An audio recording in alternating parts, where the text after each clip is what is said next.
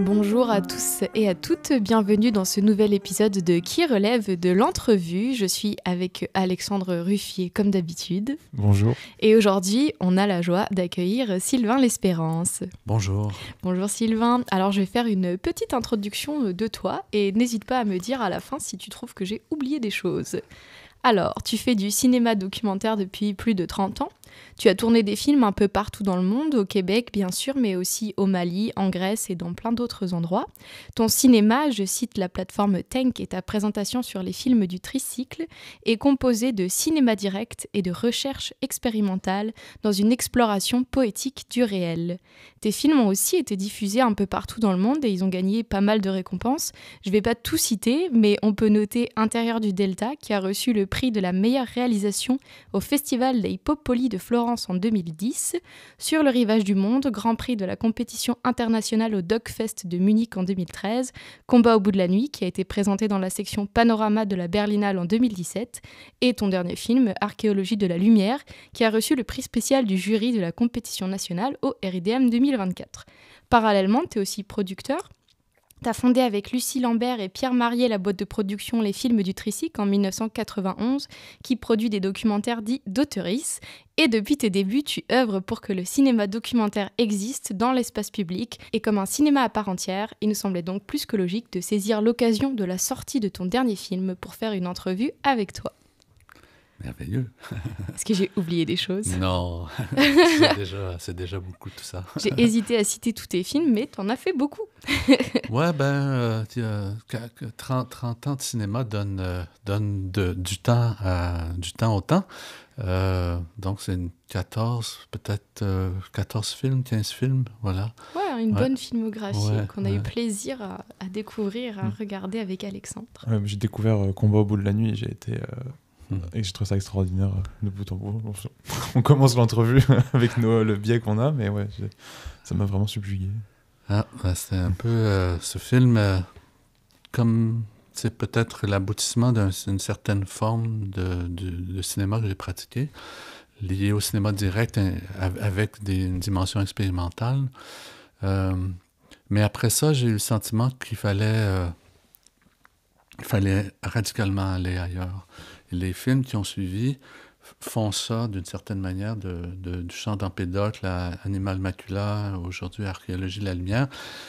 Ces films-là cherchent à pas me distancier, mais plutôt faire un grand écart par rapport au cinéma direct et aller chercher d'autres formes qui étaient là dans mon esprit quand j'ai commencé à faire des films.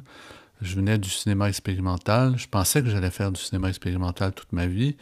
Et puis, j'ai été happé à partir des Printemps incertains. Tout à coup, ce qui devait être un film expérimental autour du canal de la Chine, des édifices abandonnés. Puis, je me suis fait peu à peu aspirer par la dimension documentaire. Et c'est un grand détour de 30 ans. Et là, je sentais vraiment le besoin en me disant, autour de 60 ans, en me disant, si je plonge pas à fond dans le cinéma expérimental, je vais pas le faire. Donc, voilà, là, j'ai décidé d'y aller à fond, puis en sachant pas tout à fait là où ça allait me mener, mais voilà, on est dans ce parcours-là maintenant. Ça, pour décrire rapidement Archéologie de la lumière, peut-être que toi, tu peux le présenter mieux que moi, mais... C'est une exploration de micro-paysages, je dirais.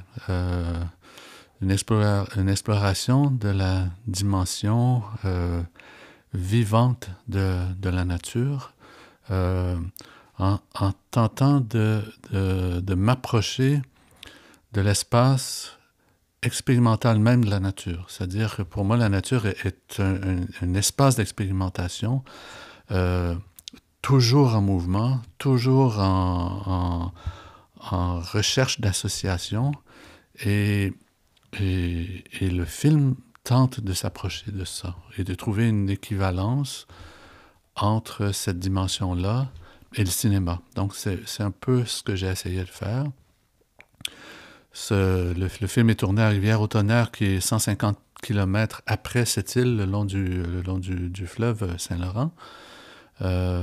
Donc, on est face à la mer, on est face à un paysage de roches métamorphiques, et puis la forêt. Donc, il y a tous ces éléments-là qui sont là et qui sont constamment en transformation. Moi, j'y vais depuis une vingtaine d'années, donc j'ai pu le voir, comment un espace n'est jamais le même d'heure en heure.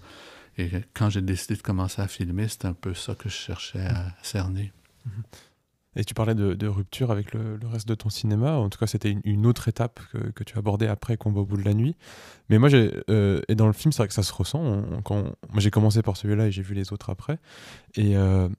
Mais en même temps, j'ai eu l'impression que c'était aussi la continuité logique de ton cinéma. En tout cas, il y avait un héritage. Et comment toi, tu as perçu, toi, ce passage de l'un à l'autre? Comment tu as apporté ton bagage cinéma direct, aussi plus politique, vers l'expérimental? Ben, c'est vrai qu'il y a un lien dans Combat au bout de la nuit. En fait, je sentais la possibilité, par les multiples rencontres que je faisais, et puis par l'espace et le temps que le film a pris, je sentais la possibilité, en fait, la nécessité de travailler chaque rencontre, de la travailler avec une approche cinématographique différente. Et face à l'imposition qui était faite à la Grèce et aux migrants qui se retrouvent en Grèce, face à l'imposition de règles strictes, je sentais qu'il fallait, par le cinéma, inventer des formes qui viennent contredire cette imposition-là. Donc, je travaillais à essayer de faire éclater l'étau politique dans lequel la Grèce se trouvait, dans la forme même du film. Donc ça, c'était une chose. Et puis comme la Grèce est entourée d'eau, comme les éléments sont très présents en Grèce, ben, j'ai travaillé aussi à partir de ces éléments-là, comme s'il y avait une force tellurique qui est sourde à l'intérieur du pays, qui accompagnait la révolte des habitants, la révolte des migrants, la révolte, en fait, de tout ce peuple-là, ces peuples-là qui habitent la Grèce au moment où j'y étais. Alors, la continuité, ben, ça m'a permis, ces formes-là expérimentales, de vraiment renouer avec ça. C'est comme si, jusqu'à Combat au bout de la nuit, j'avais toujours le sentiment d'une forme de respect à l'égard de ceux qu'on filme, qui imposait, disons, une sorte de respect du tournage. Donc la part expérimentale, elle trouvait... c'était plus une part d'expérience que d'expérimentation.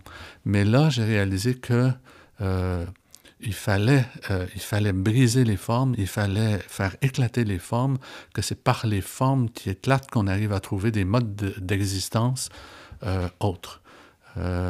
Et donc, à partir de là, ça a ouvert un champ qui s'est continué dans les films qui ont suivi.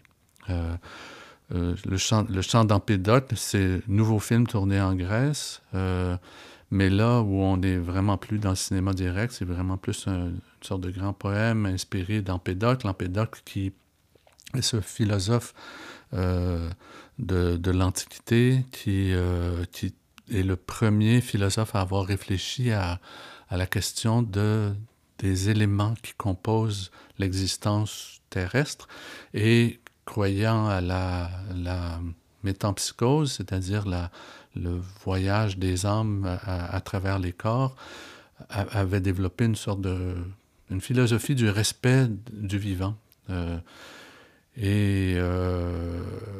Là aussi, dans un esprit de métamorphose, où tout est toujours en métamorphose. Donc ça m'inspirait.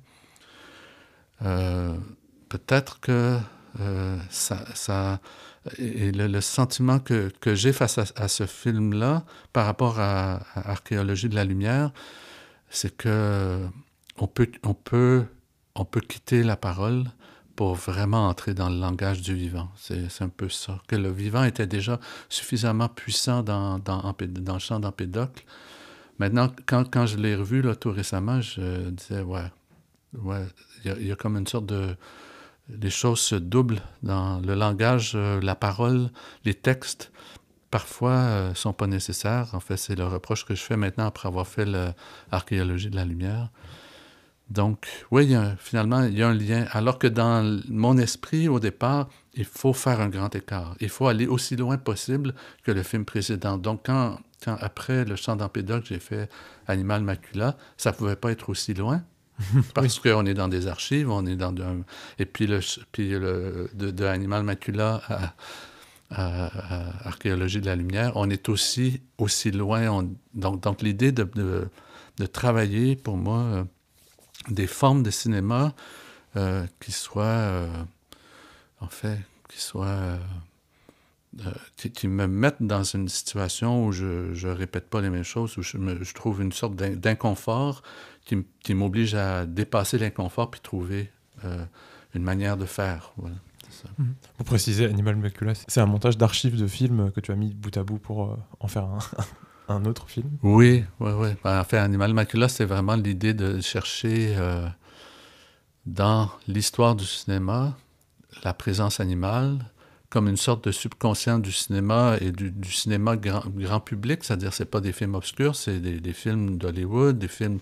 Oui, qu'on s'est amusé à reconnaître d'ailleurs en regardant le film. Les grands films d'auteur, de Tarkovsky à Bresson. Oui, c'est ça, il y a Au hasard Balthazar. Oui, c'est ça. Mais dans l'espoir qu'on va oublier ces auteurs-là pour se concentrer sur la présence animale. Et cette présence-là animale nous dit... Le cinéma accueille, on va dire, comment la société agit avec les animaux. Le cinéma est un reflet, un miroir de ça. Et si on les assemble... il y a un portrait de comment on a agi avec les animaux dans le siècle dernier. Et le film part de ça, de cet inconscient qui est au cœur du cinéma, qui vient nous dire, voilà comment notre humanité a négocié avec les animaux. Ce que je trouve très intéressant, c'est deux choses que tu dis, c'est cette idée de rencontre avec ce que tu vas rencontrer dans tes films, mais aussi cette idée de respect du vivant, que ce soit des animaux, des végétaux ou des humains. Et en t'entendant parler, c'est presque comme si chaque différente chose que tu filmes t'apporte une liberté ou des formes ou des contraintes différentes, dans le sens où tu disais que quand tu as arrêté de filmer des humains pour aller vers la nature, tu peux filmer différemment parce qu'il n'y a pas la parole, mais aussi peut-être parce que du coup il n'y a pas des gens qui vont regarder comment tu les as filmés et potentiellement ne pas aimer ce que tu as filmé ou aimer. Est-ce que tu as senti qu'il y avait une plus grande liberté quand tu as arrêté de filmer des humains? En fait, disons, c'est pas un choix. D'abord, c'est pas un choix définitif. C'est un détour. On verra. Les films nous amènent là quelque part où on décide pas nécessairement. Mais pour moi, c'est plutôt dans le montage et la réalisation d'Animal Macula. J'ai lu beaucoup sur notre rapport aux animaux, comment notre rapport aux animaux s'est transformé, comment disons, la civilisation occidentale a voulu absolument se distancier des animaux, se mettre au-dessus des animaux, et comment dans les peut-être 20... Enfin, il y a eu des exceptions, mais disons, dans les 20 dernières années, il y a vraiment une nouvelle prise de conscience, et on accorde aux animaux une forme de conscience qui n'est pas la conscience humaine, mais qui est quand même une conscience réelle. Notre problème avec les animaux, c'est plus un problème de traduction. Et donc, cette prise de conscience-là à l'égard des animaux, en fait, il y a toute une littérature et une nouvelle pensée philosophique qui va aussi vers le vivant, et où la question de la conscience, disons, si on compare la conscience humaine avec la conscience animale et avec la conscience du vivant, c'est moins une question de rupture qu'une question de degré. Et encore là, c'est encore une question. Le problème est plus un problème de traduction, c'est-à-dire qu'on n'a pas saisi et on n'a pas encore compris comment les plantes communiquent entre elles, comment elles ont une forme d'agentivité et comment cette agentivité-là, elle est... en fait, quand on est face, disons, on est en pleine forêt, si on est un peu attentif aux choses, on finit par prendre conscience que notre présence n'est pas indifférente à ce lieu-là. Et c'est dans cet esprit-là que je tournais. Et je me disais, j'ai pas de preuve à faire, c'est-à-dire que mais j'aime le chemin que ça peut me faire d'un point de vue cinématographique si on se dit, cette plante-là a peut-être une conscience. Là, on retrouve le lien avec Empédocle qui, lui, disait, les plantes ont des consciences, elles sont habitées par une conscience. Donc, on retrouve Empédocle. Moi, j'ai pas de preuve à faire. Je me dis juste, et si c'était vrai, cette histoire, comment je la filmerais? Comment je pourrais être à la juste hauteur, à la juste distance? Donc, j'ai pas quitté la question de la difficulté de filmer les humains, sachant par contre que ce que j'ai toujours fait avec mes films, c'est-à-dire retourner sur les lieux de tournage et présenter le film aux protagonistes, je n'aurais pas à le faire avec ce film-là. Je peux bien le faire. Il y aura moins de diffamation possible. Voilà. Mais ce chemin-là m'a obligé à faire plein de choses, par exemple. Et dans cette obligation-là, c'est des possibles qui se sont ouverts. Par exemple, de dire, OK, comment... Ben, si en cinéma documentaire, on dit toujours filmer à hauteur des gens. C'est comme la leçon première du cinéma direct. Hein. Il faut filmer à la hauteur, à la juste distance et à la bonne hauteur. Mais si on pose cette question-là face à un brin d'herbe, ça veut dire mets-toi au sol d'abord, arrête de le filmer de ta hauteur et mets-toi à son niveau. Et puis en se mettant à son niveau, tout à coup, il y a quelque chose qui se passe, c'est qu'il y a un dialogue entre deux brins d'herbe, par exemple. Puis il y a un dialogue qui est vraiment beau à voir. Encore une fois, je suis comme dans un film étranger, je ne connais pas la langue, mais j'ai du plaisir à écouter cette langue-là, à la voir. Peut-être que c'est une langue des signes, mais j'ai du plaisir à le faire. Et le film s'est fait comme ça beaucoup, en tentant d'aller vers ce type de rencontre-là. Voilà. C'est hyper intéressant parce que ça me fait beaucoup penser à peut-être que tu l'as lu, la philosophe Donna Haraway, qui parle beaucoup de ça aussi et de se décentrer en tant qu'humain. Et je trouve que c'est pas comment dire ça, dans l'art, c'est des choses qui sont travaillées et qui peuvent pas être résolues. Et de la manière dont on parle, je trouve que ça habite vraiment ton travail, en fait, de comment me décentrer, comment me mettre à hauteur de... Oui, c'est...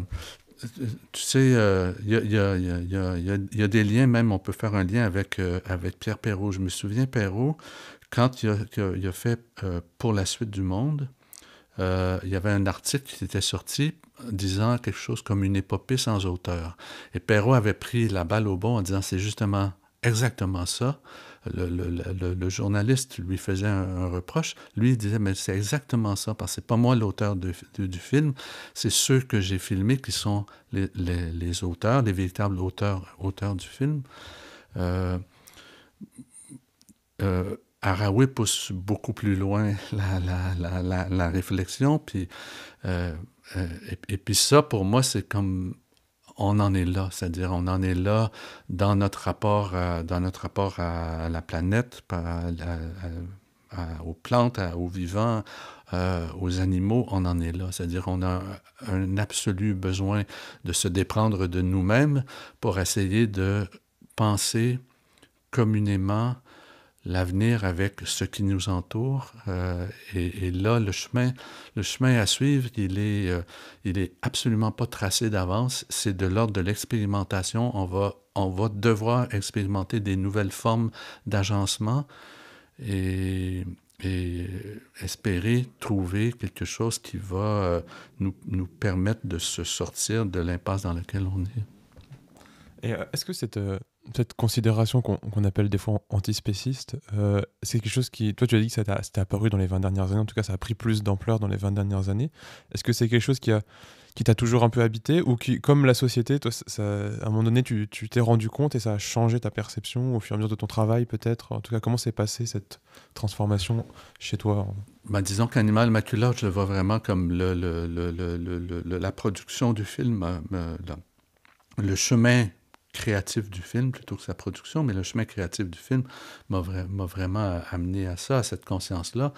Avant ça, je regarde un film comme un fleuve humain. Un fleuve humain, c'est un film quand même qui tourné le long du fleuve Niger avec des bergers. Moi, mon intérêt, c'était les bergers. Les bêtes, je veux dire, j'étais intéressé aux bêtes, mais beaucoup plus à comment les bergers, eux, s'intéressaient aux bêtes. Aujourd'hui, je referais le même film, et puis les bêtes auraient une présence beaucoup plus singulière. Là, ils sont dans une masse un peu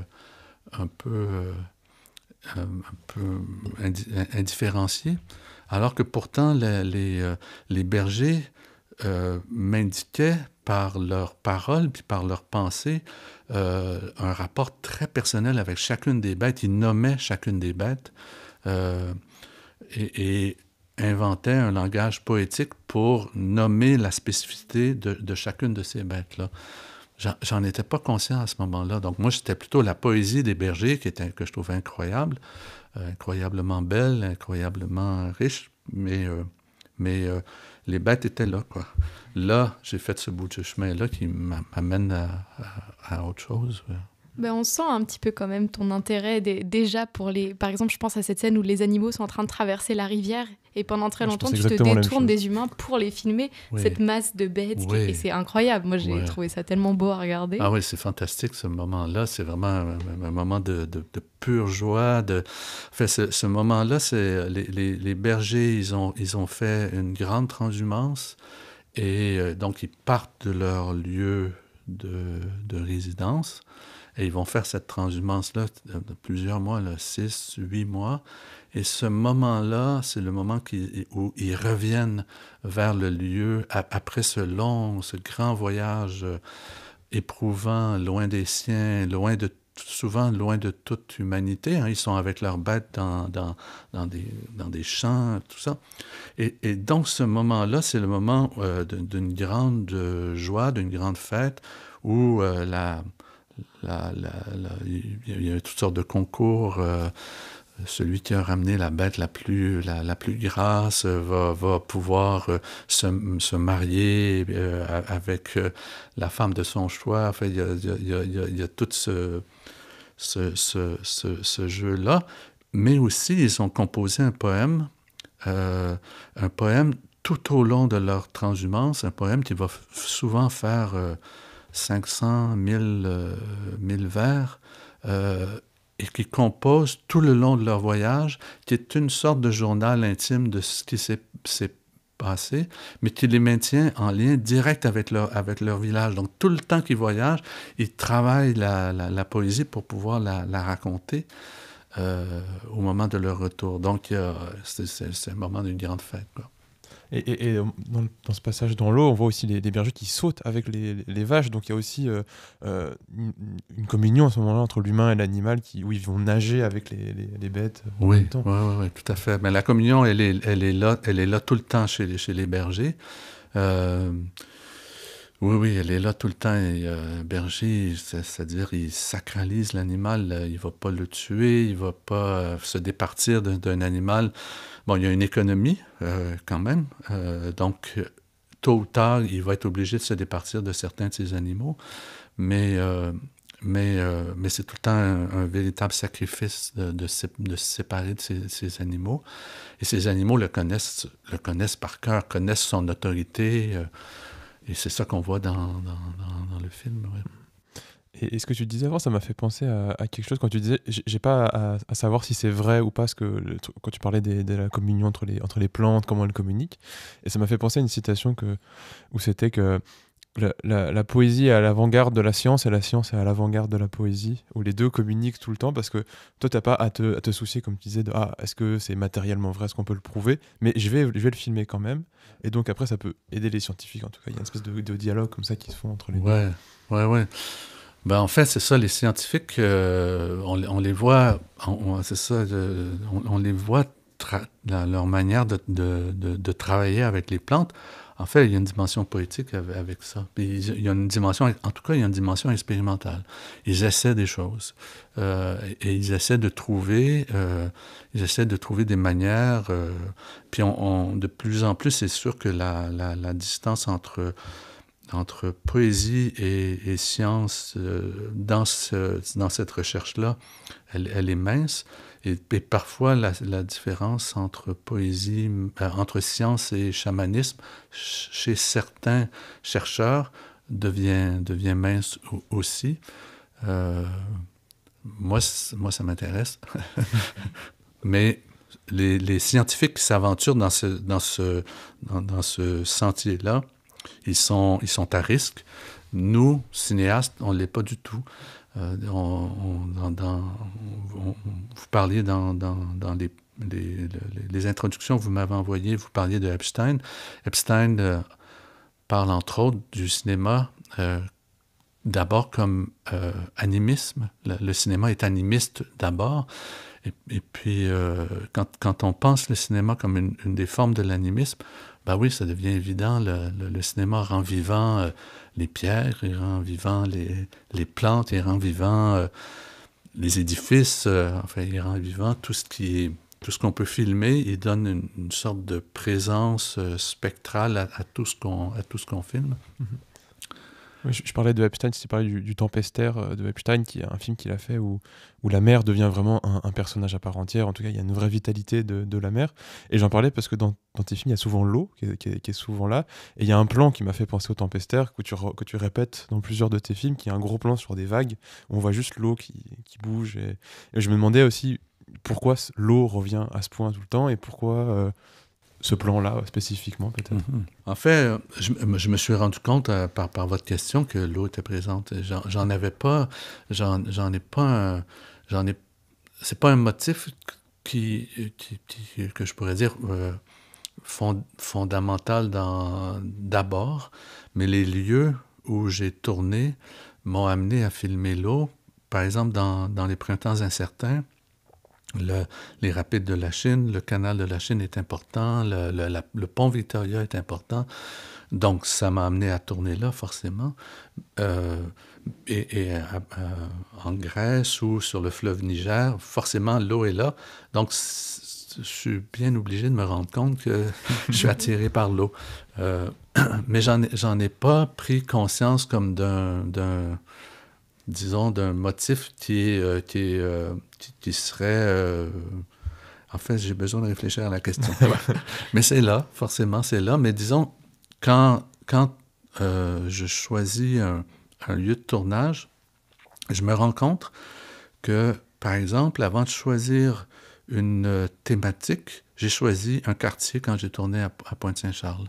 C'est le quartier, sa situation géographique, c'est cet espace industriel. Au moment où je l'ai filmé en 1989, le film est sorti en 92, mais j'ai commencé à tourner en 89. J'habitais le quartier, donc je le connaissais assez bien pour l'avoir parcouru. Ça a été ma découverte de Montréal, c'est vraiment ce quartier-là. Puis j'adorais tous ces édifices industriels abandonnés, je les ai parcourus de long en large. Donc, j'étais vraiment habité par ces lieux-là. Donc, j'ai choisi le lieu d'abord. Et après, l'histoire est venue, c'est-à-dire son histoire industrielle. Peu à peu, c'est inscrit dans le film. Ce film-là, c'est l'espace d'un basculement où d'abord, je filmais des lieux industriels et peu à peu, j'ai commencé à sentir qu'il manquait peut-être son histoire derrière. Donc, je suis allé enregistrer des ouvriers. Et une fois que j'ai commencé à enregistrer des ouvriers, ben là, le film a basculé vers un film plus documentaire dans lequel j'ai essayé de sauver des espaces expérimentaux. Et par la suite, les films que j'ai faits ont toujours été d'abord un appel du lieu. Et des lieux naît une histoire, une situation géographique, politique, et c'est comme ça que j'ai fonctionné. Donc, en Grèce, c'était ça. La raison d'aller au Mali, c'était le fleuve Niger. Et à partir du fleuve, il y a toute une société qui se déploie le long du fleuve Niger, une histoire, et c'est cette histoire-là que mais qui est intimement liée au fleuve. Donc c'est un peu comme ça j'ai filmé. C'est intéressant, c'est des questions qu'on voulait te poser et auxquelles tu réponds très bien. Moi, j'aimerais un peu revenir, on a un peu parlé à la question de ta place à toi quand tu filmes. Parce que c'est peut-être là où on la voit le plus, c'est quand tu filmes des humains, parce que tu ne la dissimules pas, mais tu ne t'imposes pas non plus. C'est-à-dire que des fois, on t'entend répondre à des gens, mais c'est pas non plus quelque chose que tu mets particulièrement de l'avant. C'est quoi ton rapport justement à ta présence dans les films ? Comment tu te décrirais, toi ? Pour moi, c'est une présence ténue, mais qui dit la place de celui qui filme. Donc, c'est pas filmé hors sol. Il y a une vraie relation. Si j'arrive à disons, entrer en dialogue, les gens qui parlent, ils parlent bien à quelqu'un, donc il faut pas la cacher. En même temps, sa raison d'être est juste de faire naître une parole. Donc, elle est ténue, mais elle est là. Dans un fleuve humain, elle apparaît peut-être un peu plus parce que des fois je vais poser une question, mais j'ai 3 voix off dans le film de 3 fois 1 minute. Dans l'intérieur du Delta, je ne sais pas si je vous avais envoyé ce film-là, si vous l'avez vu, mais les 2 protagonistes qui parlent au début du film, c'est-à-dire c'est le pêcheur que j'ai rencontré au lac des Baux, qui rencontre le fabricant de pirogues que j'ai filmé, les 2 dans un fleuve humain. Ces 2-là ne se connaissaient pas. Ils se sont connus par le film, parce que je suis allé présenter le film à chacun d'eux. Et j'ai eu l'idée de les faire se rencontrer à Mopti. Et donc, quand cette rencontre-là a lieu, c'est moi qui l'organise. Et eux, la première chose qu'ils font dans leur dialogue, c'est faire référence à moi. Donc, je suis là, même si je voudrais me cacher, c'est eux qui disent on a rencontré Sylvain, Sylvain m'a filmé à telle place, etc. Donc, c'est des choses que je cache pas, c'est ça. Mais le but n'est pas d'être là à la fin. Voilà, c'est pas mon journal de voyage, rien de tout ça, tu sais, c'est ça. Comme tu le disais, tu te mets au niveau des gens. Tu es là, mais eux aussi, oui. De même que la caméra et d'autres éléments. éléments. Ne pas la cacher. Hein, déjà, les gens font référence des fois à la caméra, ne pas cacher ça. Mais le but est ailleurs quand même. Ouais. C'est vrai que dans l'espace public, le documentaire a encore beaucoup cette image d'un objet objectif, ou en tout cas qui cherche l'objectivité ou qui cherche à documenter une situation de façon objective. Comment toi tu as ce rapport-là à une certaine objectivité, ou en tout cas comment tu te positionnes par rapport au réel qui existe et par rapport à ce qu'on appelle le documentaire d'auteur? Ouais.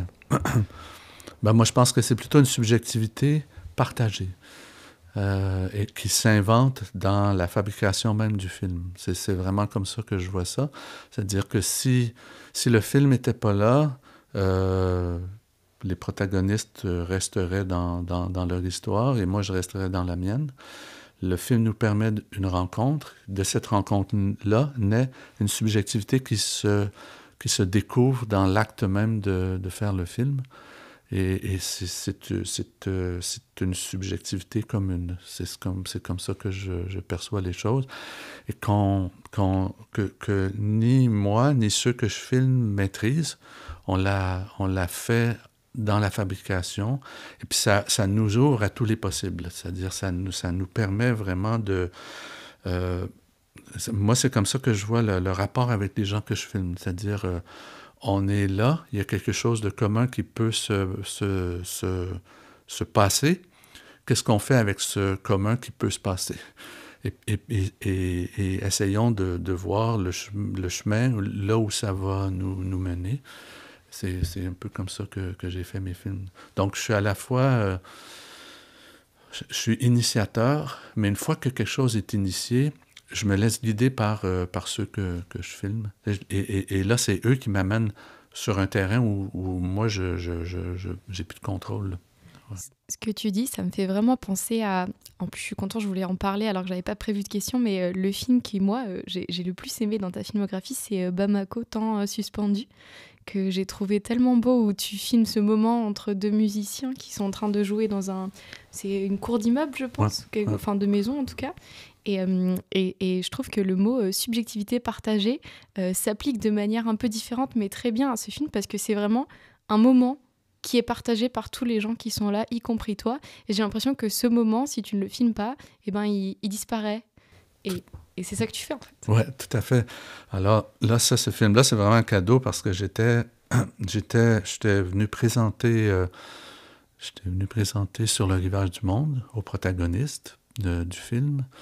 Et puis, en espérant développer un nouveau projet avec un des protagonistes de Sur le rivage du monde, qui était un metteur en scène.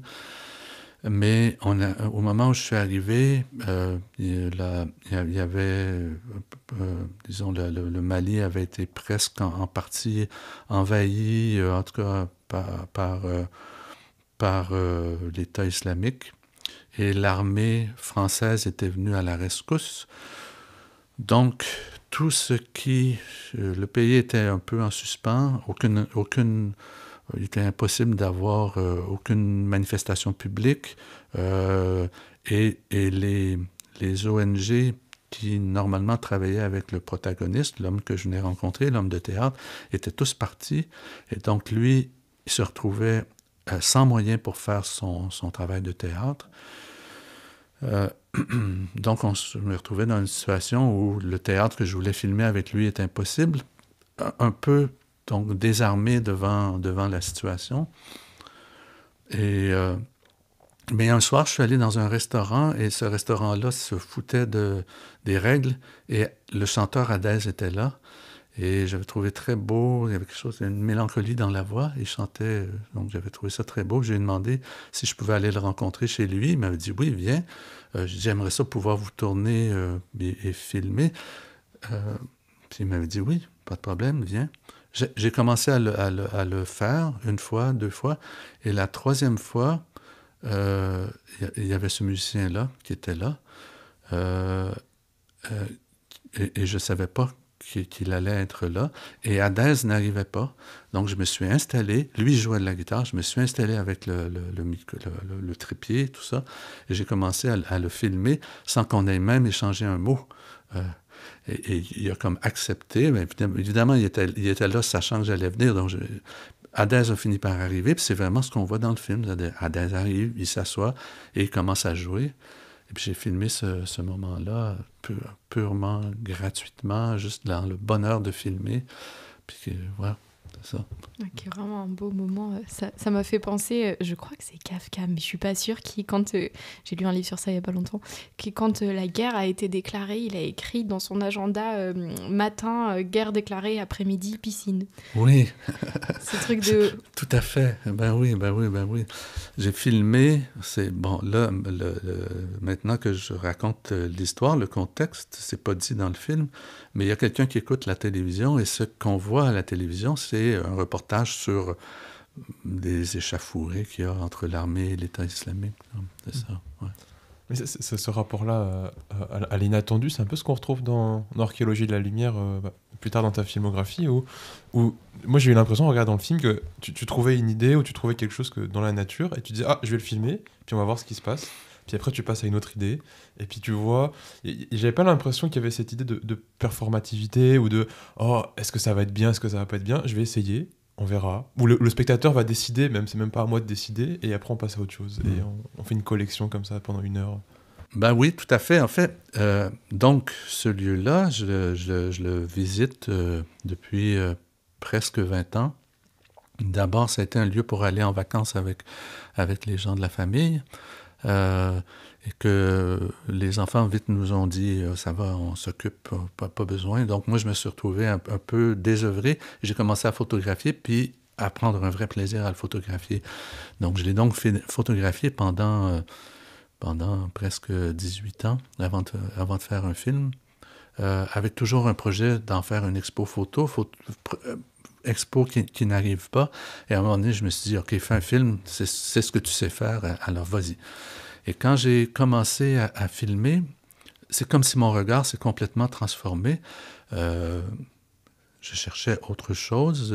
Il y a une manière de photographier qui travaille le cadre et disons, le moment dans l'instant, alors que le cinéma travaille les choses dans la durée. Et ça a amené une redécouverte du lieu par le cinéma.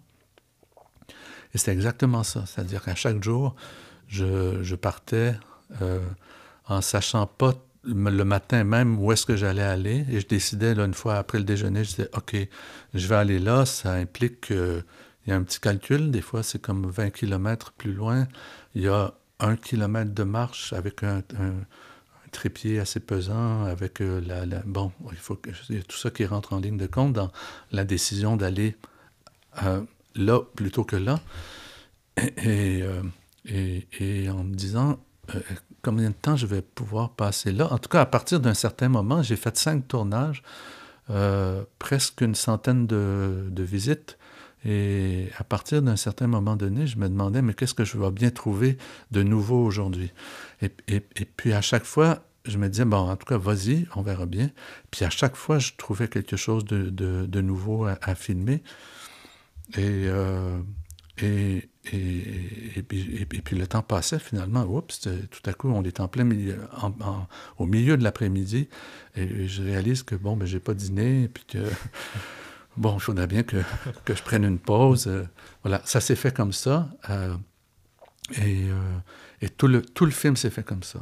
Donc, avec aucune préoccupation quant à savoir est-ce que ça va faire un film même. J'avais comment dire, comme sauf-conduit l'idée que ça pourrait toujours faire une installation, que si ça faisait pas un film, ça ferait une installation, puis que ça serait correct avec le Conseil des arts, le temps que je leur envoie quelque chose, il n'y a pas de problème. Donc, je savais ça. Donc, jusqu'à la première au RIDM, j'étais pas encore certain. Je me disais que les gens des RIDM, ils avaient pris un risque là, en prenant ce film-là. Et jusqu'à la première au RIDM, j'étais pas certain que c'était un film qu'on pouvait voir collectivement en salle. J'en ai eu la confirmation là, à ce moment-là, qu'on dit, ah oui, il y a quelque chose qui se partage. Ouais. Il y a un aspect très ludique au film, de juste découvrir qu'est-ce que ça va être le prochain plan. Oui, ben c'est ça. C'est vrai qu'il y a un vrai jeu avec la matière. Puis je pense que pour moi, ça a été une joie de faire ce film-là, retrouver quelque chose à la base du cinéma. C'est-à-dire qu'il y a un jeu avec le cinéma, il y a un plaisir qu'est-ce que les cinéastes de l'origine du cinéma ont fait d'abord? C'est-à-dire juste découvrir le plaisir de faire une image, puis de voir que ça fonctionne. Il y a un peu ce plaisir-là dans le film, avec des outils, mais très, très simples, comme outil d'expérimentation, un filtre ND variable qui permettait d'ouvrir et de fermer sans rupture, là. Tu sais, c'est de glisser, d'ouvrir la lumière et de la fermer en glissant juste ce filtre-là. Donc, j'ai joué pas mal, beaucoup avec ça. Et au montage, j'ai joué des superpositions, mais très, très simples, hein, vraiment, ne pas exagérer, c'est-à-dire de superposer 2 images au moment où une se ferme, l'autre s'ouvre, et là, ça créait des petits... ça créait des moments inattendus. Ouais. Et c'est marrant que tu parles que ça a commencé comme la photo, parce que moi j'ai l'impression que c'est un film qui est beaucoup basé sur le mouvement. C'est un film qui fait que bouger tout le temps, l'herbe qui bouge, le vent, l'eau qui glisse le long d'une plante. Oui. Oui, mais il faut dire qu'en fait, ce que je faisais en photographie, j'ai photographié des pierres. J'ai photographié, ces roches métamorphiques, il y a toutes sortes de petits bassins que la marée va venir recouvrir. Et alors, ça crée, ça vient inonder un petit bassin d'eau, puis le soleil va venir sécher ce bassin d'eau-là, puis ça crée une forme, le sel de l'eau va créer une forme qui va se réinventer chaque jour. Quand j'ai découvert ça, j'en ai fait une obsession qui s'est répétée pendant 15 ans. OK. Donc, maintenant, à partir du moment où je filme, ben là, j'avais déjà épuisé tout ce que je pouvais faire au niveau de ce travail sur les roches-là.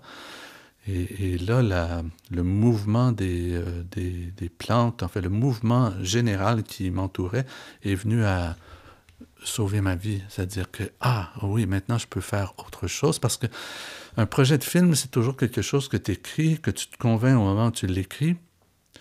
Et puis, le jour où la réponse positive arrive, il y a presque un sentiment de vertige en disant « Ah non, ils y ont cru. » Il faut faire dans ma tête maintenant.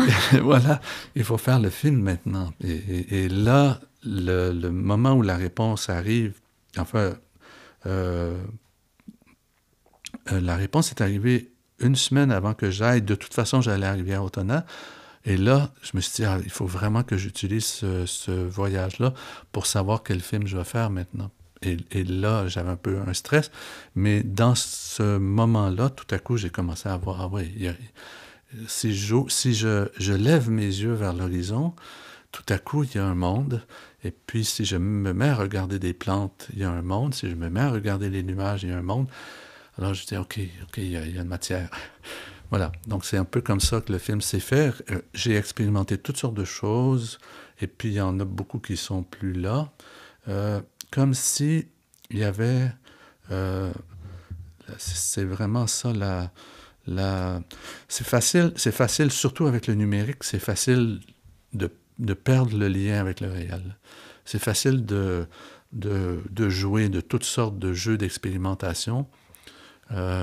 Et c'est un danger parce que là tu tombes dans un registre où le réel devient juste une matière de base, alors que pour moi, ça reste quand même le réel qui m'intéresse, c'est-à-dire ce qu'il y a là. Et c'est là où je trouve qu'il y a un lien très fort entre l'expérimentation de la nature et l'expérimentation du film.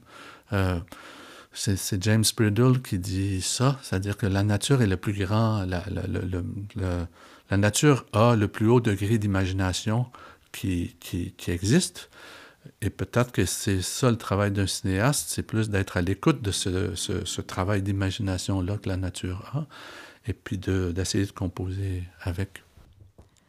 Mais je trouve ça très intéressant et ça fonctionne avec ce que je voulais te demander. D'ailleurs, c'est rigolo parce que tu dis je savais pas si ça allait être un film, si les gens allaient aimer regarder ça, mais que tu t'es beaucoup amusé toi en le faisant. Et dans les faits, en fait, on s'amuse beaucoup à le regarder aussi et collectivement et en fait à faire cette expérience de ces longs plans de nature dans lesquels tu as toujours quelque chose à regarder, toujours quelque chose en mouvement qui deviennent d'autres plans.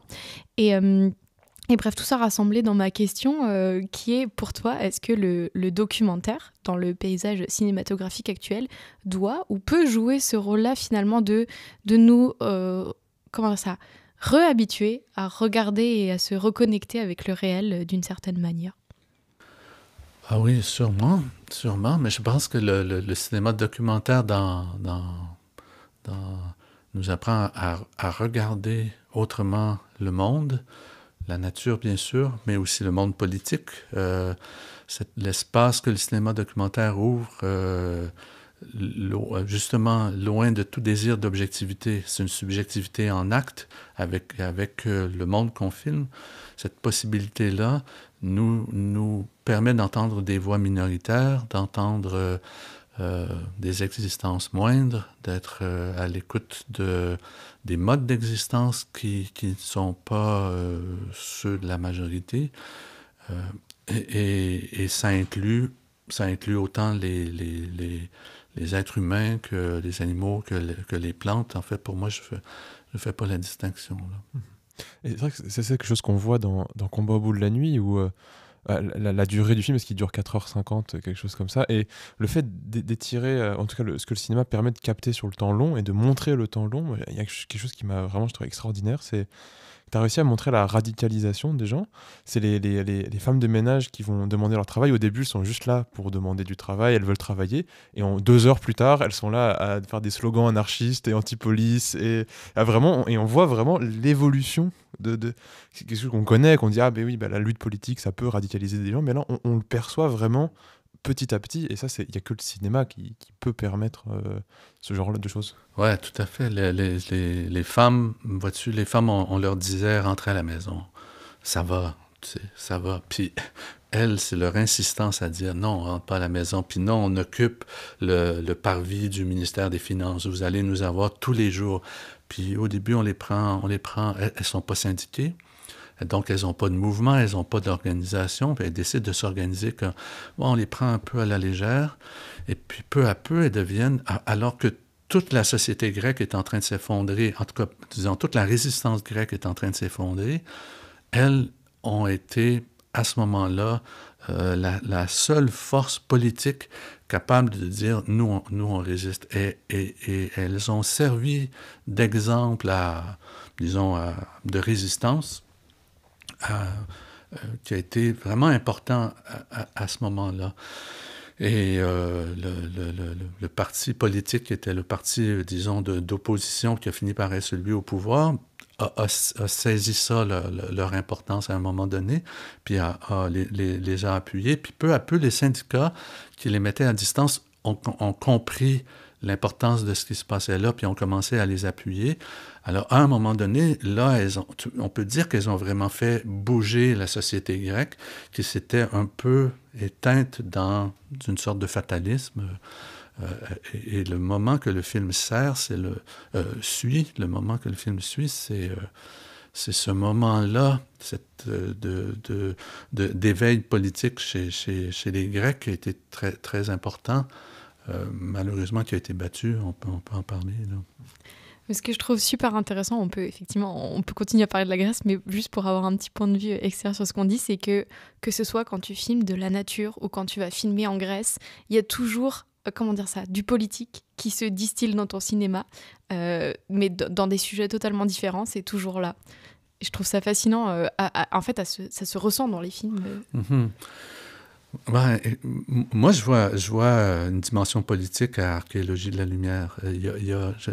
On est face à une société, face à une sorte de, je veux dire, partout en Occident et au-delà, voilà, il y a plus d'alternative. C'est ce qu'on ne cesse de nous dire. Il y a un seul chemin à suivre et de plus en plus les sociétés, je veux dire, les dictatures s'emparent des sociétés.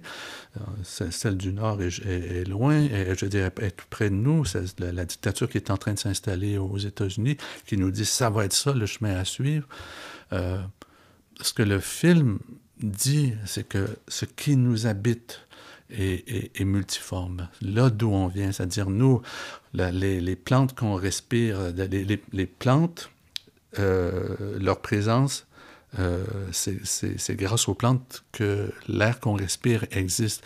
Ces plantes-là ne cessent de nous dire que tout est multiforme. Donc, d'une certaine façon, cette invention des formes-là que le film capte nous dit non, notre origine est dans la métamorphose et dans les formes multiples en constante transformation. Donc, dans ce sens-là, le film est politique, mais il est politique en pénétrant peut-être un peu plus notre psyché qu'en nous adressant la parole d'une manière plus formelle. Mais quand même, je pense que c'est une lecture possible du film. Et puis, quand je pense à Combat ou la nuit, c'était aussi ça, là, trouver de multiples formes dans le film, faire cohabiter de multiples formes, trouver pour chaque lutte et pour chaque personne que je rencontre, trouver une forme qui lui sied et qui soit juste et la possibilité de faire cohabiter ces formes-là dans le même film vient nous dire, voilà, le monde dans lequel on vit est multiforme et il est possible que ces multiples formes cohabitent dans un monde commun. J'ai lu un livre qui disait regardez le réel et vous regarderez le politique. Je trouve que c'est un peu ça que tu fais finalement. Oui, ça me fait penser à. Je marchais dans Hochelaga Maisonneuve et dans une fenêtre, il y avait une affiche qui disait le paysage est politique. Puis je réfléchissais à ça en disant ouais, comment je vais rendre politique archéologie de la lumière. Voilà, c'est par le psyché. Mais Archéologie de la lumière, il est aussi, comme tu disais, habité par l'antispécisme, pour le dire comme ça, qui est aussi un décentrement de l'être humain qui aujourd'hui est fondamental quand on pense à l'avenir. Il faut arrêter de se considérer comme l'alpha et l'oméga de ce qui se passe ici, et qu'il faut repenser notre rapport à la nature, à l'animal, à tout ça. Et c'est un film qui le fait d'une certaine façon. Oui, tout à fait. Je pense qu'en fait, c'est comme si c'est un film qui s'adresse aux humains par l'entremise des plantes et des éléments du vivant, mais qui ouvre une porte en disant fais ta narration. Ça te plonge dans un rapport au temps. C'est pas long le film, 70 minutes, mais c'est un temps suspendu qui soit tu t'endors, c'est pas trop mal, c'est-à-dire c'est faire confiance au film de s'endormir quelques minutes devant, ou en tout cas tu sais très rapidement dès le premier plan dans quelle sorte d'objet tu te trouves, hein? C'est-à-dire dans quelle sorte de temporalité tu te trouves, c'est-à-dire le 360 qui ouvre le film t'oblige à descendre dans le rythme du film. Puis à partir de là, il va se passer toutes sortes d'éléments. C'est des récits sans parole, mais c'est des récits malgré tout. Et là, voilà, on va faire quelque chose qui a besoin d'un traducteur, ou peut-être qu'il n'y a pas besoin de traducteur. Finalement, c'est une sorte de récit qu'on se fait face à soi-même devant le film. Ça me fait penser à Festin Boréal de Robert Morin, qui a une approche un peu différente de la tienne, où dans Festin Boréal, il y a l'humain qui arrive au bout d'un moment, où on a cette carcasse d'orignal avec les animaux, mais il y a un chasseur, après il y a des bulldozers qui arrivent, qui détruisent la forêt, alors que toi, on reste vraiment dans le... À un moment donné, il y a des statues, il y a des figures, peut-être. Mais... En fait, non, on reste vraiment dans la matière vivante. Les micro-statues, c'est des fossiles. C'est des fossiles qui datent du moment de la fonte des glaciers, où la vase qui fondait est venue envelopper des algues, et tout ça s'est allé au fond de l'océan, ça s'est solidifié et s'est ramené selon les marées. Et moi, c'est pas plus gros que tout ça, ça se trouve dans le creux de la main. C'est ça. Là, je les ai filmés en assez gros plan, mais moi, je voyais quand je vous disais Bradle qui nous dit qui parle du degré d'imagination de la nature, je veux dire, tu regardes ces figures-là, c'est incroyable. Il y a toutes sortes d'histoires qui chacune emprisonne. C'est des sculptures, il y a des figures humaines, il y a des figures anthropomorphiques. En fait, on les...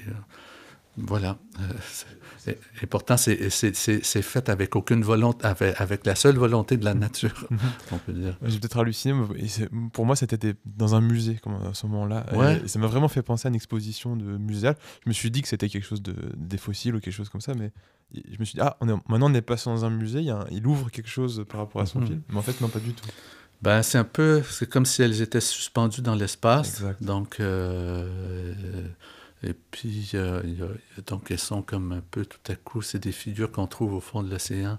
Et moi, la manière de les filmer pour un peu faire oublier le contexte, c'est juste de trouver une manière de les suspendre dans l'espace. Et elles sont éclairées par les mêmes jeux de lumière. Tu sais, quand je ferme l'objectif à un moment donné où il ne reste que des éclats de lumière noir et blanc, je les ai superposés à ces petites sculptures-là. Donc, voilà, il y a quelque chose d'un peu... Ouais. Odyssée de l'espace. Ça me rappelle quand j'étais enfant, mes parents détestaient m'amener à la plage parce que je passais des heures à jouer avec les cailloux, parce que j'avais tellement... Je racontais plein d'histoires avec. En tout cas, ça m'a rappelé ça. Moi, je voulais te poser une question un petit peu plus peut-être terre à terre, mais parce que c'est aussi le but de ce balado, c'est de réfléchir à qu'est-ce que c'est d'être dans le milieu documentaire aujourd'hui. Et en fait, je me demandais, vu tout ce que tu as dit sur tes films qui ont de multiples formes et des concepts très changeants, comment est-ce que tu fais pour produire tes films? Alors, ça dépend des films, mais les derniers sont produits de façon... Donc, si on prend Animal Macula, le Chant d'Empédocle même, et puis Archéologie de la lumière, c'est des bourses du Conseil des arts. Point.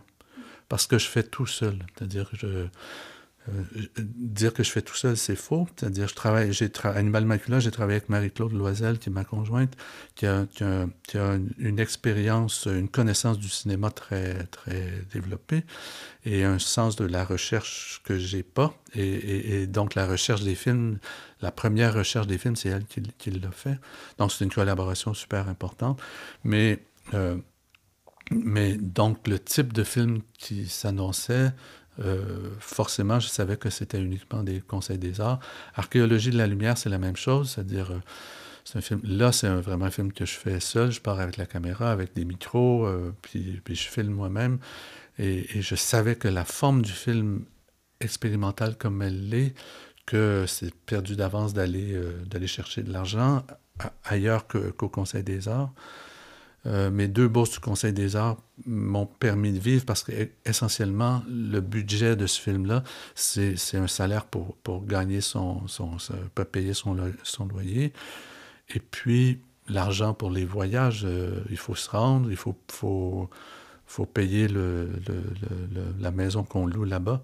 Mais c'est tout. C'est-à-dire, tout le reste, je l'ai fait moi-même. C'est-à-dire, filmer, monter, faire le montage sonore, tout ça, je l'ai fait moi-même. Ouais, parce que si tu ramenais d'autres gens, tu n'aurais plus assez de fonds pour le faire, par exemple. Ouais, il y a une amie, Catherine Van Der Donk, qui est une très bonne preneuse de son, qui est venue, qui connaît ce coin-là. Elle est venue pendant 10 jours. Puis on a fait du son ensemble parce que j'avais une frustration à l'égard du son que je prenais. C'est-à-dire que le son sur le bord de la mer, il est un peu égal. C'est un son gris, souvent... Et quand tu essaies de pénétrer à l'intérieur comme je le fais avec l'image, c'est-à-dire le son fin des branches, des brins d'herbe et tout ça, là, il y avait comme une sorte d'incompréhension, en fait, ça marchait pas. Le son vaste de la mer me permettait pas d'entrer dans... Donc, Catherine est venue pour essayer d'enregistrer des sons plus fins. Donc, on a fait ça pendant qu'elle était là. Mais après ça, moi, j'ai continué à travailler beaucoup à cette matière-là avec des micro-contacts. J'ai fait des sons avec des micro-contacts. Encore là, ça y était pas pleinement. Il a fallu que je travaille le bruitage avec toutes sortes de mécanismes très, très maison, mais j'ai travaillé avec des petites choses pour essayer de m'approcher du son de ces herbes-là. C'est ça. Herbes, quand c'était des herbes, mais quand on est dans... Par exemple, quand on plonge dans les reflets, là, on est à la fois au fond de l'eau puis dans les étoiles. Ça permettait donc de décoller un peu du réel puis de vraiment explorer un travail sonore. Mais donc, comment on produit disons, alors ça, ce type de film-là, c'est Conseil des arts uniquement. À côté de ça, un film comme Combat au bout de la nuit, tourné en Grèce, où j'ai fait 8 voyages, 8 mois de tournage. Là, ça demandait des sous avec le travail de traduction, travail d'interprète sur place, quelqu'un qui cherche pour moi aussi sur place des protagonistes, des situations, en fait, qui préparaient le terrain pour moi. Il y avait une femme, entre autres, les femmes de ménage. Donc, cette recherchiste-là, au départ, c'était par une amie au Québec qui avait tourné en Grèce, qui m'a mis en contact avec elle, mais c'est fini Filio, c'est devenu une amie, mais Filio a préparé le terrain avec les femmes de ménage. Donc, le premier jour où je suis arrivé, les femmes de ménage savaient qu'un cinéaste canadien s'en venait. Puis elles étaient très fébriles et très excitées par ça, en disant « Ah, notre histoire va être vue au Canada. » Et puis, ça leur donnait de l'énergie. Mais ça, c'est un type d'énergie qui est vraiment... dont j'ai profité beaucoup, parce que par ailleurs, à côté de ça, il y avait des résistances... beaucoup, entre autres, chez les anarchistes. J'espérais tourner avec les anarchistes. Les anarchistes sont importants en Grèce. C'est une force politique qui a une vraie... je veux dire, qui a une véritable existence. Ici, elle est beaucoup plus souterraine. Là-bas, elle a une véritable présence. J'espérais tourner avec eux, mais c'était difficile. Donc, je n'ai pas réussi à le faire, mais les femmes de ménage sont devenues anarchistes pour moi, donc voilà. Mais donc, ce film-là, pour la question de la production, ce film-là demande des sous. Donc là, je suis allé à la SODEC, j'ai obtenu la SODEC pour le faire, donc c'est un budget un peu plus costaud, un peu plus... voilà. Et est-ce que, parce que tu as créé ta propre boîte de production, est-ce que ça venait dans cette idée aussi d'aider pour les documentaristes, vu que c'est assez difficile en général de faire produire ces films? Ben, au départ, moi, quand on a fondé cette compagnie-là, on était 3. Et puis, c'était cette idée-là de se libérer, d'aller voir un producteur. C'est-à-dire, il faut se rapporter en 1989, le documentaire n'est absolument pas à la mode à cette époque-là. Tout le monde en a que pour la fiction, et le documentaire. Pour un producteur, produire un documentaire pour un producteur, c'est pas payant du tout, là, parce que tu fais un film avec 1/10 du budget d'une fiction, tes frais d'administration sont minimes. Donc, je savais qu'il fallait qu'on ait notre propre compagnie. Puis j'étais membre de Main Film. Déjà, il y avait cette idée-là de faire des choses de manière indépendante. Donc, ça a été la raison pour laquelle on a fondé cette compagnie-là. Ça nous est arrivé de produire les films d'autres personnes parce que la demande était là.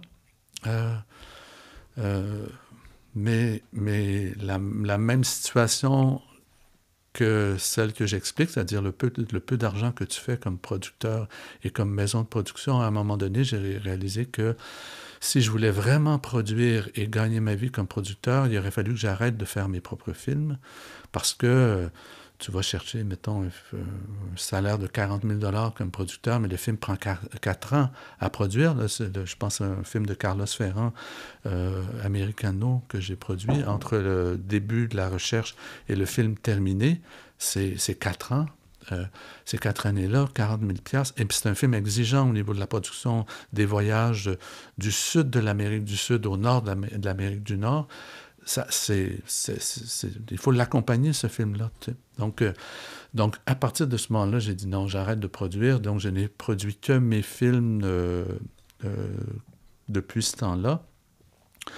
On a tout récemment, il y a 2 ans, là, on s'est battu par rapport à la SODEC qui ne finançait plus le cinéma documentaire, c'est-à-dire c'était catastrophique. Là. Quand on est sorti, on est 1000 personnes à avoir signé une lettre, et puis j'étais au cœur de ceux qui ont initié cette lettre-là. Cette année-là, en tout cas, le financement total pour la production documentaire était de 1 700 000, qu'une quinzaine de projets s'étaient partagés, ça leur donnait 120 000 $ chacun. C'était totalement ridicule, là. C'est-à-dire c'était absolument ridicule, alors que dans les années qui précédaient, le budget de la SODEC avait été doublé. Donc, je veux dire, si on continuait comme ça, c'est-à-dire qu'on assistait de visu à la disparition du cinéma documentaire. Là, il y a eu une réponse positive. La SODEC, elle s'est réajustée. Elle a augmenter de façon substantielle le financement du documentaire et changer les conditions de sorte que là, on peut aller chercher jusqu'à 500 000 $ pour un film documentaire. On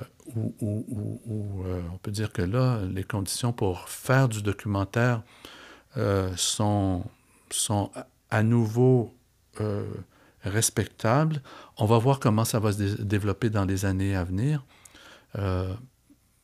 Donc, j'attends de trouver le bon film, pour à nouveau appliquer à la SODEC.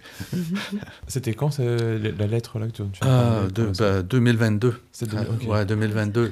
Je veux dire, c'était là, tu vois, là, dans les 10 dernières années, là, on est passé là, de 10%, on était rendu à 3%, c'est-à-dire de l'enveloppe globale de la SODEC, on était rendu à 3%. Ça avait juste pas de bon sens. Alors que quand même, le documentaire, j'ai l'impression que ça fait quand même bien partie de la culture québécoise. Ben non, mais clairement. Enfin, je veux dire, la plupart des cinéastes sont des cinéastes de documentaire. Ben oui, le documentaire est super important pour nous. C'est une formation, même pour les cinéastes de fiction, c'est une formation importante. C'est un lieu auquel on retourne, même quand on fait de la fiction, auquel on retourne régulièrement. Et puis, c'est un cinéma à part entière, c'est-à-dire cette manière-là de traiter le documentaire. Bon, là, je pense qu'ils ont fait... Qu'est-ce que c'est le terme? Amende honorable. Ils ont reconnu le problème. Ils ont transformé la manière d'accueillir le documentaire. Maintenant, disons, le problème de financement entre, disons, aller chercher la SODEC, Téléfilm, on peut aller seulement déposer à la SODEC. Si tu vas chercher le maximum, c'est 500 000. Avec les crédits d'impôt, on peut penser un film de 700 000 $. Là, on est capable de payer des artisans, du monde, etc. Là, mais bon, moi j'irais beaucoup plus loin, là, c'est-à-dire que ça, là, que ces conditions-là. C'est-à-dire que pourquoi un film comme Archéologie de la lumière pourrait pas aller à la SODEC? C'est quoi la différence? C'est-à-dire... je sais que je ne peux pas y aller. Je sais que si je dis je vais faire un film uniquement avec des paysages, avec des expérimentations, ils vont dire tu fais un film expérimental, le cinéma expérimental n'est pas accueilli. Mais pourquoi? Pourquoi ce genre de cinéma-là, alors que le film fait pas moins bonne figure en salle que bien des films documentaires, et puis il s'adresse à des humains comme tous les autres films.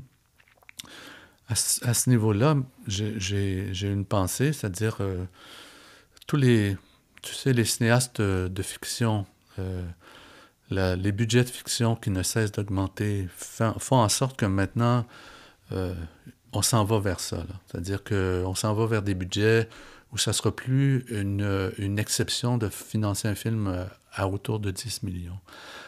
Et la raison d'être, c'est les arguments qui défendent cette pensée-là sont qu'il faut ça pour compétitionner avec le cinéma mondial. Alors, on s'en va de plus en plus vers ça. Mais chaque année, il y a de ces films qui se font dans ces zones-là, qui sont des flops totales. Ils ne réussissent pas à circuler à travers le monde et ils ne rejoignent pas leur public. Alors, si on se dit que si tu fais un film à 10 millions de dollars, normalement, tu pourrais espérer que le public que tu rejoins, ça pourrait être au moins 10%, c'est-à-dire que tu fasses un box-office de 1 million de dollars. Mais il y a des films qui n'arrivent même pas à 0,05%, c'est-à-dire qu'ils n'ont même pas 500 000 de box-office.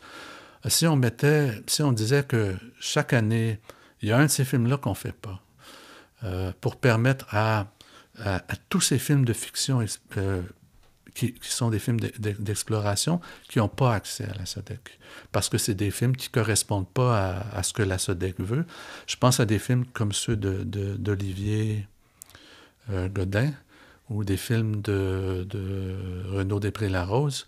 Ces films-là, ils se font avec des bourses du Conseil des arts et ils ne correspondent pas à ce que la SODEC veut et donc ils peuvent pas déposer à la SODEC ou s'ils déposent, de toute façon, ils sont refusés. Si on réinstallait un programme pour le cinéma indépendant, disons à 1 million de dollars et moins, ça permettrait à des films de cette nature-là à se faire. Et pour ça, il faut juste sacrifier un de ces longs métrages qui fait un flop. Moins de 23 décembre, et puis... Oui, voilà, c'est ça. Bon, 23 décembre, je ne sais pas. Est-ce qu'il n'y a pas eu un bon public en salle? Je ne sais pas. Oui. Disons, les films qui ont des bons publics en salle, je n'ai pas de problème avec ça. Il faut des films populaires, etc. Ce n'est pas une révolution, c'est juste de dire, on sacrifie un de ces films-là pour permettre à toute une diversité de films qui seraient de cet ordre-là, les fictions qui sont des fictions exploratoires, les documentaires qui sont des documentaires d'exploration et qui ne sont pas des documentaires de type télévisuel, sujet, etc. Et puis toute cette autre vague de cinéma-là qui est un véritable laboratoire d'exploration. On sacrifierait un film, on viendrait transformer de façon radicale le cinéma indépendant en lui insufflant une énergie qui manque radicalement, l'énergie et des fonds qui manquent radicalement. Par un film, on ferait toute cette différence-là. Alors, moi, je milite en fonction de cette radicale transformation qui ne change pas le mandat de la SODEC. Un seul film ferait la différence. Ah, c'est fou, hein? Ouais. Moi, je suis d'accord, je te rejoins dans cette militance. Sachant qu'on en sacrifie déjà des dizaines par an, oui. des films qui ne sont pas produits, donc ça oui. ne changerait pas grand-chose au fonctionnement. Ben oui. Imagine-toi en fiction, là, les 7-8 films où tu as des cinéastes qui diraient « OK, on est dans ce registre-là, que ces films-là n'arrivent pas à se faire à des exemples, je dis ceux que j'ai sous la main, le Godin puis René Després-Larose. Mais il y en a plein de cinéastes comme ça qui n'arrivent pas à faire leurs films, qui sont pris pour faire des films avec 100 000 $ du Conseil des arts. Écoute, tu fais un long métrage avec des acteurs avec 100 000 $, comment faire ça? Tu sais? Ils y arrivent malgré tout, mais c'est... voilà. Et en plus, Archéologie de la Lumière, ça s'exporte très bien, même pas besoin de traduction. C'est vrai. Tu peux le diffuser n'importe où dans le monde, tout le monde comprendra ce qui se passe. Bah oui. Aujourd'hui, on voit, il y a d'autres problèmes aujourd'hui de financement. C'est le Conseil des Arts qui est en ce moment sous les projecteurs, pourrait-on dire. Avec un problème, c'est que, de ce que j'ai compris, ils n'ont pas augmenté le budget du Conseil des Arts depuis maintenant plusieurs années, sauf qu'on a une inflation énorme qui fait que les coûts de production augmentent, mais les budgets n'augmentent pas. Et aujourd'hui, il y a une demande de la part du milieu artistique québécois d'augmenter ce budget-là, mais qui n'est pas encore entendu. Et en plus, le Conseil des Arts, c'est, comme tu dis, le fonds qui permet d'avoir des films comme Archéologie de la Lumière. Bah oui. Ben écoute, il y avait une lettre de Kev Lambert dans la presse que vous avez sûrement lue. Ben, cette lettre-là dit les choses très clairement. C'est-à-dire, il y avait un fonds, le budget a été augmenté à 200 millions pendant la pandémie. Ce que le regroupement demande, c'est que ce fonds-là demeure stable. Au contraire, ce qu'il a fait depuis la pandémie, c'est qu'il est revenu à 160 millions. Donc, il y a un manque à gagner de 40 millions de $. Ce manque-là changerait, à l'heure actuelle, ferait juste permettre à un milieu de survivre. Là, le milieu est en train de s'effondrer de partout. Hein. Ça craque de partout. Et le 40 millions viendrait juste dire, OK, on vous apporte des bonbonnes d'air pour continuer à respirer. Mais quand on pense le 500 $, c'était ça la lettre de Kev Lambert, le 500 $ que le gouvernement Legault a donné juste avant les élections, 3,2 millions de $ qu'il dépense à vide. Tu sais, tout le monde s'en fout de recevoir 500 $. Je veux dire, les gens ont déjà complètement oublié cette affaire-là. Lui, il a dépensé 3,2 milliards. 3,2 milliards par rapport à 200 millions, c'est 15 ans de vie du Conseil des arts et lettres du Québec qui ont été dilapidés comme ça.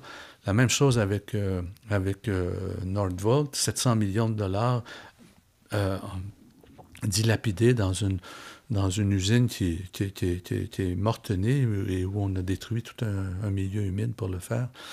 Ce gouvernement-là, là, on en est... C'est comme si, en fait, les gouvernements, ça a toujours été ça. Ils ont toujours vu les conseils des arts comme le geste charitable envers les artistes. Ça a tout le temps été leur mode de pensée. Mais là, on en arrive à un point où on ne survit plus. On ne vit plus, on survit et même on ne survit plus. Et là, je pense qu'il est temps que ce que fait le regroupement, c'est le dire haut et fort. Moi, j'espère que, en tout cas, je vais être là le 22 janvier. J'allais mentionner que le 22 février, il y a une manifestation. Oui. Ils en font une à tous les mois. J'espère qu'il ne fera pas moins 20, parce que la dernière, il faisait moins 20. Donc, ça le refroidit du monde. Mais celle du 22, moi, je vais être là. Et puis, j'espère qu'au fil des mois, elle va devenir de plus en plus populaire et qu'à un moment donné, on soit assez de monde pour pouvoir dire « Entendez-nous ». Oui, donc il y a le Front commun pour les arts qui a été créé, qui est un regroupement d'associations qui luttent donc pour une augmentation des budgets du Conseil des arts. Et ce qui est intéressant dans ce que tu dis, c'est que oui, effectivement, les gouvernements, on a toujours l'impression que la culture, c'est un peu financé à fond perdu. Dans la propagande, mais c'est des artistes, ils servent à rien, c'est de l'argent qu'on perd, en fait, c'est l'argent du contribuable qui est perdu. Alors que quand on regarde d'un point de vue strictement économique, financer la culture, c'est utile, parce que j'avais les chiffres, c'est que chaque dollar dépensé dans la culture, c'est 70 à 90 centimes qui repart dans le reste de l'économie, ce qui est supérieur au reste de l'industrie québécoise. Donc même d'un point de vue purement, si on voulait dire purement bêtement économique, ça a du sens de financer la culture québécoise pour l'économie, ce qui est un argument qu'on entend rarement aujourd'hui. On entend plutôt l'inverse. On entend même plutôt l'inverse, alors que c'est le gouvernement du bon sens, a priori, qui oui, gouverne. Bien sûr, bien sûr. Mais la réalité c'est que si demain matin, tu n'as plus de culture, tu n'as plus de vie, c'est-à-dire c'est beaucoup plus que sa rentabilité en bout de terme. C'est-à-dire que si tu n'as plus de culture, c'est un peuple qui s'effondre, qui s'assèche. Et le problème, c'est qu'on est face à un gouvernement qui ne veut qu'une culture du divertissement et qui n'a pas d'intérêt, voudrait face à toute cette culture qui est autre chose que du divertissement, qui est une culture de la pensée, qui est une culture de la réflexion, qui est une culture critique, il veut la faire disparaître. Il le fait de manière douce, en la finançant pas, en subventionnant des produits haut de gamme, on va dire, des produits hyper financés dont l'objectif est uniquement commercial. Mais ce qu'il fait, ça participe à l'état de dictature soft dans lequel on se trouve. C'est-à-dire, on regarde Trump, c'est une dictature dure. Nous autres, on est dans une espèce de cocon où on fait attention à nous. Le Legault vient nous parler comme un bon père de famille. Mais la réalité, c'est qu'il veut des êtres dociles, qui ne réfléchissent pas trop, qui ne sont pas trop critiques. Et cette culture-là, qui a toute la difficulté à être financée, ben c'est ça qu'elle produit. C'est des êtres qui réfléchissent, qui sont critiques à l'égard du monde dans lequel ils vivent et des politiciens qui nous gouvernent. Tout ce que tu dis est totalement vrai. Puis en plus de ça, c'est assez symptomatique de ce qui va se passer dans d'autres domaines, en fait. Ça commence doucement avec la culture, mais c'est déjà aussi le cas avec certains services publics, puis ça va continuer. Ben oui. On est vraiment là à la croisée des chemins, c'est-à-dire que tout ce qui est social est menacé et la culture comme l'éducation en font partie. Les budgets d'éducation, je veux dire, sont pas à la hauteur des demandes, mais pourtant on est tellement capable de dépenser des sommes faramineuses ailleurs dans l'industrie. Tu sais, on parle de l'industrie culturelle qui est subventionnée ou de la culture qui est subventionnée. Mais qu'en est-il des mines? Qu'en est-il des chemins qu'on construit pour les minières? En fait, la somme totale de ce que le gouvernement dépense pour permettre à l'industrie d'exister, elle dépasse, mais extrêmement largement de beaucoup ce qui est donné à la culture. On est face à en fait, c'est des industriels qui sont au pouvoir. Ils sont là dans un rapport où ils financent leurs amis, où ils vont retourner une fois qu'ils vont avoir quitté le pouvoir. Oui, on entend depuis des années des discours qu'il n'y a plus d'argent, qu'il faut faire attention. La Silicon Valley nous sort l'IA et d'un coup, il y a de l'argent, on ne sait pas où il arrive et qui investit massivement dans ces technologies-là qui ont pour but en plus de détruire les milieux artistiques parce que majoritairement aujourd'hui ça sert à ça, l'IA. Et c'est assez... mais c'est révoltant. En fait. Oui, c'est ça. Moi, je veux dire, dans le milieu qui est le mien, qui est celui du cinéma documentaire, j'ai participé à des micro-révoltes, on va dire. En tout cas, des levées de boucliers. Si ce n'est pas des révoltes, c'est des levées de boucliers. Mais l'analyse qu'on fait par rapport au documentaire et par rapport au cinéma de création est le même par rapport à la culture en général. Donc, j'ai l'impression de faire partie de ce mouvement-là depuis longtemps. Et, Tout le monde dans la rue, le 22. tout le monde dans la rue le 22. Et oui, moi je voulais peut-être aborder ça, c'est que c'est pas qu'une question de financement, j'ai l'impression, parce qu'augmenter le budget du Conseil des Arts, ça réglera une partie des problèmes, c'est sûr, mais il y a peut-être aussi une restructuration de l'économie de la culture à faire, notamment, je crois que c'est Kev Lambert qui en parlait, que une énorme partie du travail artistique n'est pas financée, qui est tout le travail de recherche, qui est tout le travail qu'on met à faire des œuvres qui n'est absolument pas financé. Et donc on précarise normalement les artistes et on les empêche finalement de créer.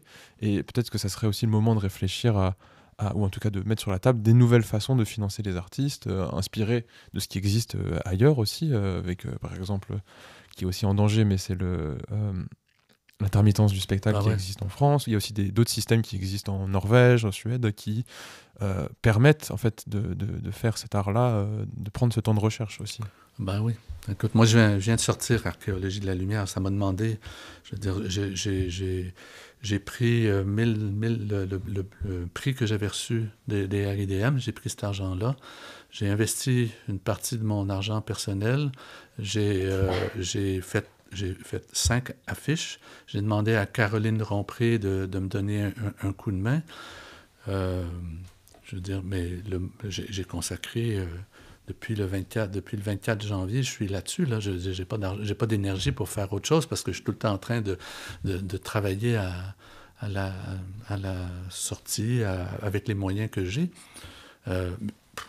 Le Conseil des arts, je ne peux pas aller chercher une scène là. Il n'existe pas. Ils nous demandent, c'est quoi la visibilité de vos projets? Ils ont cette dans les formulaires. Oui, mais vous faites quoi, vous, quand vous voyagez, là, vous, les fonctionnaires qui réfléchissez à ces formulaires-là, là, vous faites quoi, vous, quand vous voyagez? On vous paye, vous êtes toujours payé, vos per diems sont payés, etc. Nous je veux dire, tout ce qu'on fait au niveau de la distribution de nos films, là, on ne reçoit pas une scène, c'est-à-dire, on investit notre propre temps et notre propre argent. Là. À la fin, l'argent que j'ai mis, et puis, comme le film a bien fonctionné, entre guillemets, mais c'est-à-dire qu'on a des salles assez pleines pour qu'on relance le film puis qu'il y a des nouvelles projections, à la fin, je vais arriver à un équilibre entre l'argent que je vais avoir mis, mon argent personnel, et l'argent que le film, comme je suis mon propre distributeur, l'argent, les 50% des recettes me reviennent à moi directement. J'arrive à un équilibre. C'est tout ce que j'arrive. Mais je ne me suis pas payé. Oui, puis je trouve que c'est pas pour nous lancer des fleurs, mais que du coup c'est important de communiquer sur cette réalité du fait d'être artiste, parce qu'il y a une image qui coexiste encore beaucoup dans la société, c'est ces artistes qui vivent dans leur tour de verre, déconnectés du réel, et ça c'est peut-être une infinie partie de gens qui sont issus d'une classe bourgeoise et qui vivent de leur art, mais c'est pas ça pour la grosse majorité des artistes. C'est vivre, c'est ça, réussir à peine à se payer, et c'est ça la vraie image des artistes aujourd'hui. Clairement, c'est ça. Je veux dire, il y a...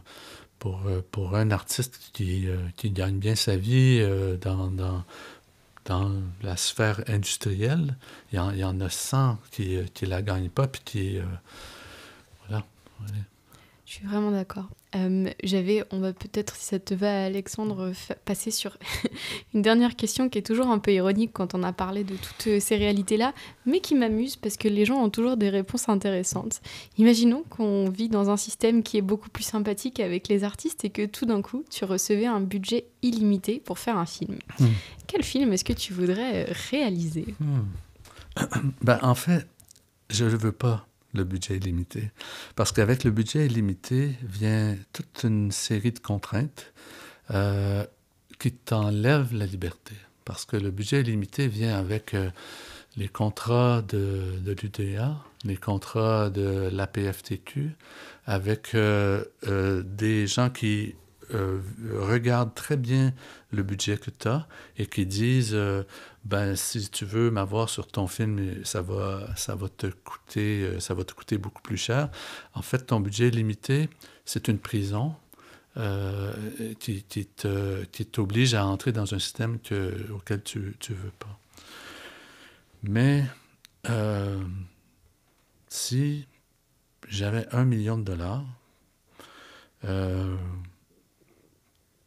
est-ce que j'aurais la possibilité de faire les films que je veux, probablement pour les 10 prochaines années, ça serait le paradis sur Terre.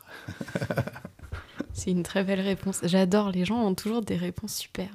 La dernière fois que j'ai demandé ça, la personne m'a dit j'utiliserai l'argent pour faire autre chose, pour le mettre dans sa militance. Mais je m'étais dit, je prends le budget dans ma tête, mais je vous l'ai dit avant, je prends 10 millions. Le budget limité au Québec, on peut dire, 10 millions de dollars. Ce 10 millions me vient dans les poches.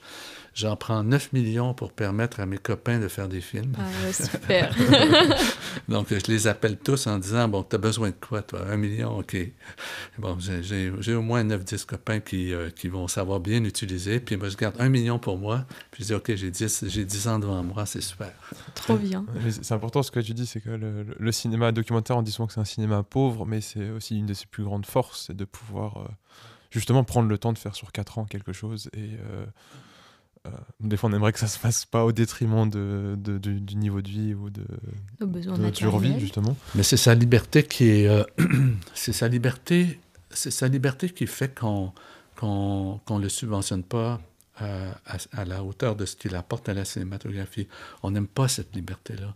On n'aime pas, je veux dire, dans un scénario de fiction, t'as presque un contrat qui t'oblige à faire le film qui est écrit dans ton scénario. Si tu déroges de ce film-là, de ce scénario-là, laisse-moi te dire que tu vas avoir des problèmes.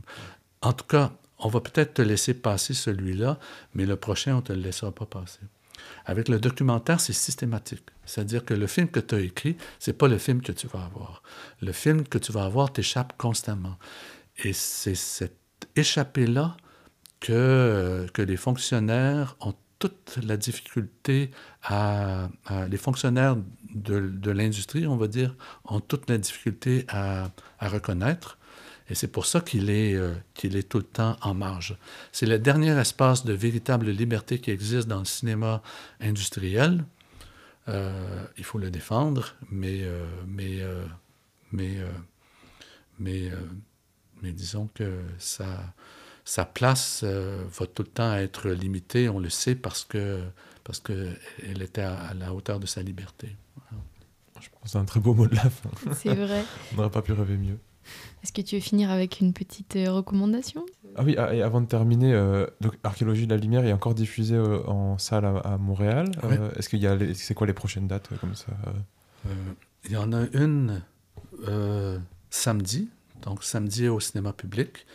Il y en a une vendredi, le 21 au cinéma public. Après ça, il y en a une le 25 février au cinéma public encore. Et puis, il y en a une le 9 mars qui vient de s'ajouter au cinéma moderne. Voilà. C'est parfait. Donc, réservez vos places pour Archéologie de la Lumière. Et oui, on peut passer aux recommandations. Oui, bah du coup, je vais faire une recommandation j'avais pas prévu et je m'étais dit je vais laisser la discussion me donner une idée et je vais recommander le livre que je suis en train de lire en ce moment, dans lequel il y avait la citation de Kafka qui s'appelle « Le syndrome de l'orangerie » de Grégoire Bouillet, qui est un gros pavé qui raconte en fait l'auteur qui est allé à l'orangerie, qui a regardé les nymphéas de Monet et qui s'est senti très mal en les regardant et qui a essayé de comprendre qu'est-ce qui se cachait derrière ce tableau. Et c'est donc tout un livre où il essaye de comprendre ce que se niche au creux des nymphéas. Et je trouvais que ça résonnait bien avec ce qu'on disait, parce que c'est un livre en fait qui est politique, mais pas là où on s'attend, justement, un peu comme ton film finalement. En parlant de Nénuphar, on aborde vraiment plein d'aspects. C'est que des divagations, il part, il a une idée, puis il la tire jusqu'au bout, et puis après il passe à une autre idée. C'est ça, et il joue beaucoup avec beaucoup de formes littéraires en fait. C'est aussi un super prétexte pour travailler la littérature dans ce qu'elle peut offrir. Donc c'est un très beau livre que je conseille. J'y vais. Ouais. Moi, j'ai conseillé un autre balado qui est, c'est le balado de France Culture, de France Inter, donc c'est pas, ils ont pas besoin de nous, mais c'est une série qu'ils ont fait sur le maréchal Pétain. Et en ce moment, vu l'ambiance dans laquelle on vit, j'ai écouté ça. C'est 10 épisodes d'1 heure, donc c'est assez touffu et qui retrace vraiment Donc, qui était cette figure lors de la Seconde Guerre mondiale, comment ça se fait qu'il arrive au pouvoir et comment ça se fait que... en tout cas, ils essayent de faire l'archéologie un peu de cette personne-là. Et c'est très très intéressant et ça détruit pas mal de mythes qui sont très présents en France, surtout sur...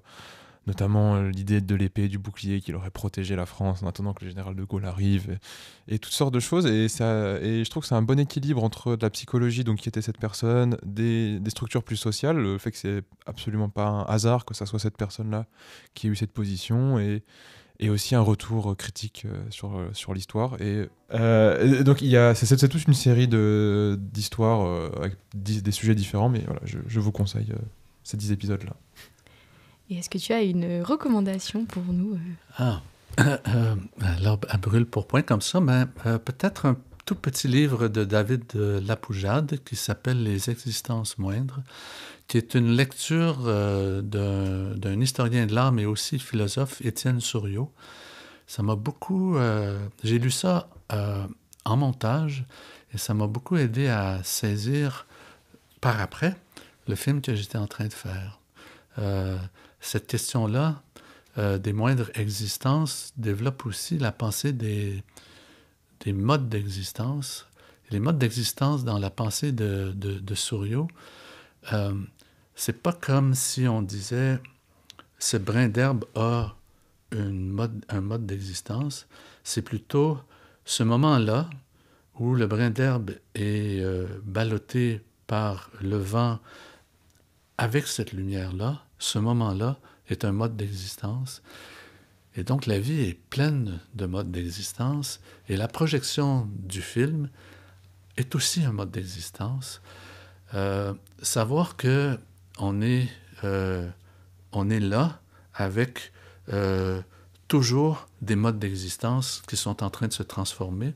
Moi, ça m'a beaucoup inspiré dans la pensée du film, mais comme après coup. Voilà. C'est vrai que ça marche très bien avec ton film. Oui, merci beaucoup Sylvain L'Espérance pour ta présence et pour tes réponses. C'était vraiment une entrevue passionnante. Merci beaucoup d'être venu. Merci de votre accueil. Merci, et nous on se revoit bientôt pour le prochain épisode critique. Sur Pépé. J'ai pas le nom du réalisateur, mais...